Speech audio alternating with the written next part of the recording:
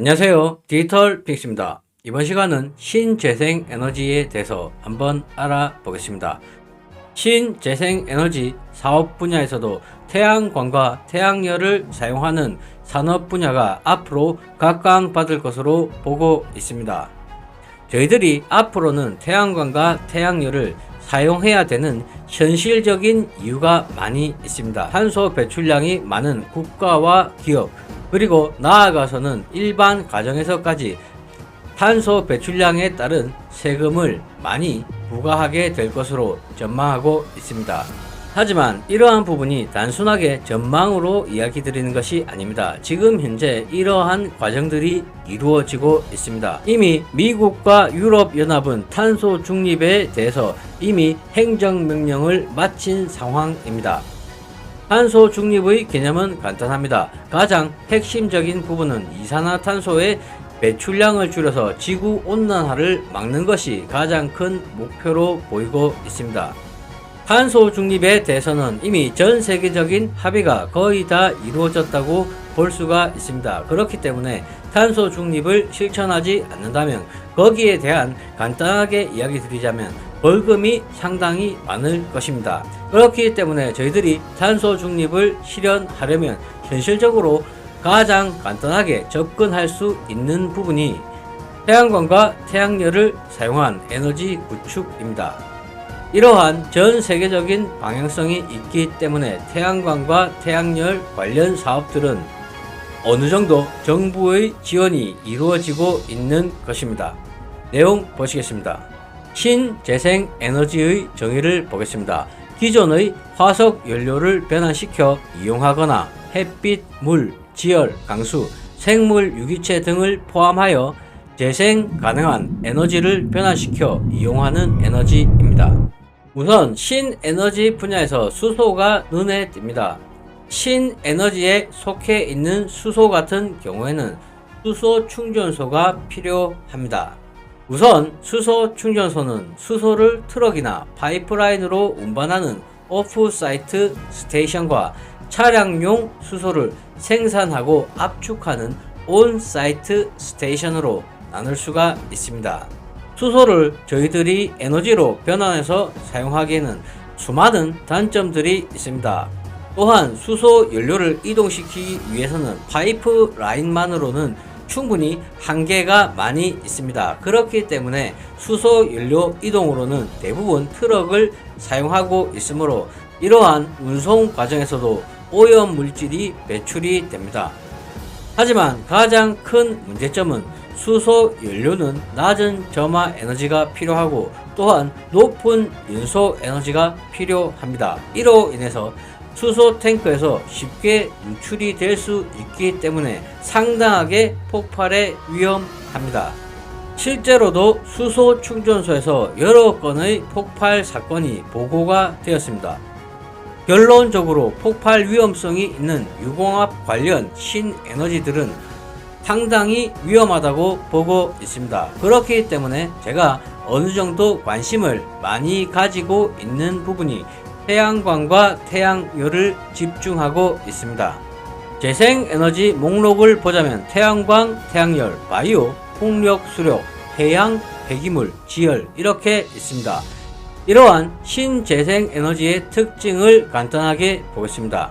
이러한 에너지원들은 공공 미래에너지, 시장 창출 및 경제성 확보를 위한 장기적인 개발 보급 정책이 필요하다고 특징을 적었습니다. 관심 있게 봐야 할 부분은 공공 미래 에너지라고 이렇게 분류를 해놓고 개발 보급 정책에 대해서 언급을 하게 되는 분야들은 정부에서 충분히 어느 정도 수많은 지원을 받을 수 있다고 생각할 수가 있습니다. 또한 화석 연료 사용에 의한 CO2 발생이 거의 없습니다. CO2 이산화탄소의 발생이 거의 없다는 말은 전 세계적인 트렌드인 탄소 중립에 정확하게 들어맞는 내용입니다. 그리고 신재생 에너지의 가장 핵심이 되는 포인트 중 하나는 비고갈성 에너지라는 것입니다. 그 이유는 태양과 바람은 무한합니다. 태양, 바람 등을 활용하여서 무한 재생이 가능합니다. 간단하게 이야기 드리자면 최초 시설 비용과 유지 비용만 어느 정도 유지를 해주신다면 신재생 에너지는 인류가 영원히 사용할 수 있는 에너지라고 볼 수가 있습니다. 또한 경로에 따라서 자체적으로 이러한 신재생 에너지를 기업이나 가정, 국가에서 사용하고 남게 되는 에너지원은 배터리에 저장할 수도 있고, 그리고 또 다른 경로를 통해서 남는 에너지원을 되판매할 수도 있습니다.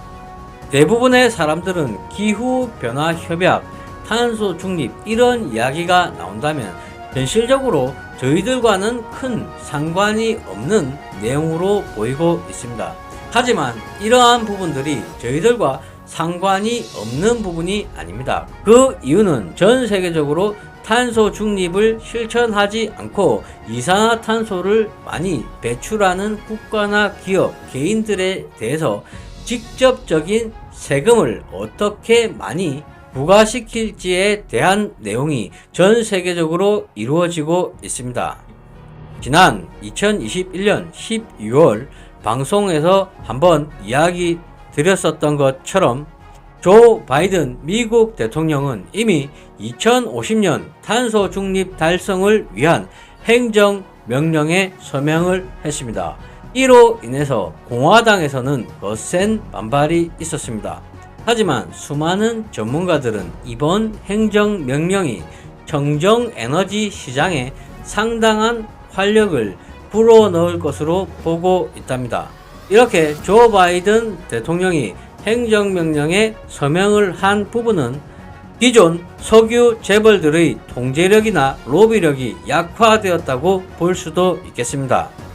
이에 대해서 조슈아 프리드 수석 부회장은 연방 정부는 많은 분야에서 가장 큰 구매자라면서 정부가 친환경 제품과 소재, 차량을 계속 구매한다는 메시지를 주게 된다면 기업들도 그런 방향으로 나아갈 수밖에 없다고 전했습니다.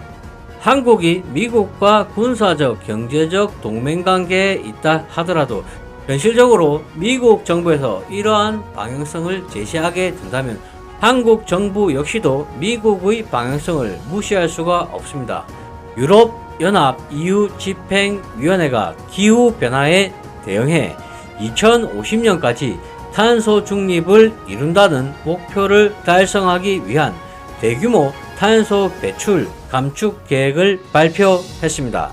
EU 집행위는 먼저 세계 최초로 탄소 국경세 도입 계획을 제안했습니다. 철광과 시멘트, 알루미늄 등 EU 역내로 수입되는 제품 중 역내 제품보다 탄소 배출이 많은 제품에 대해 세금을 부과하기로 하고 2026년부터 단계적으로 적용한다는 방침입니다. 또한 2030년부터 신규 차량의 이산화탄소 CO2 배출을 2021년 대비 55%를 줄이고 2035년부터 100% 줄이도록 하는 방안도 발표했습니다. EU 집행위는 2035년부터 등록되는 모든 신차는 탄소 배출량이 0이 될 것이라고 밝혔습니다.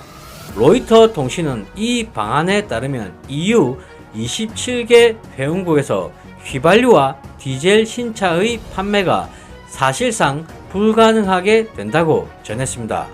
결국 인류가 지속되기 위해서는 지구 온난화를 최소한 늦추어야 됩니다. 그러기 위해서 가장 현실적으로 선행할 수 있는 부분이 탄소 중립을 실천하는 것입니다. 탄소 중립을 실천하기 위해서 가장 이상적인 방향은 제가 생각할 때는 결국에는 태양광과 태양열, 그리고 풍력과 수력, 이러한 천연 자원을 이용해서 전기 에너지로 전환해서 사용하는 것으로 생각됩니다. 이러한 탄소 중립에 대한 전 세계적인 방향성을 보자면 저희들은 신재생 에너지에 대해서 상당히 많은 관심을 가져야 할 것으로 보이고 있습니다. 이상 방송을 마치겠습니다. 시청해 주셔서 감사합니다.